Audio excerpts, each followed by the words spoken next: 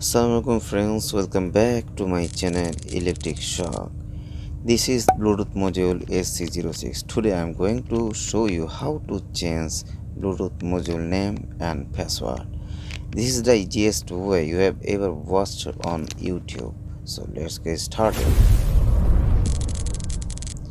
By pairing module, let's check default Bluetooth name and password. Turning on Bluetooth mobile Bluetooth. So default name is HC-06 and password showing here 1234. Now it is paired.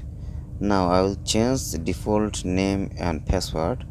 Okay, I will add my Bluetooth module name and password in code, giving my name Adnan and password 0078. Now connect only Arduino board and select Arduino Uno, program AVRISP. Now uploading, company sketch uploading, and done. Now connect Bluetooth module to Arduino. Module TX pin will connect to Arduino RX pin and RX pin to Arduino TX pin.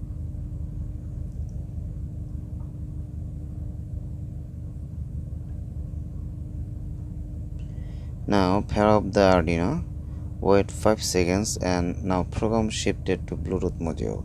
Now I'll check by turning on mobile Bluetooth. Yes, name already changed.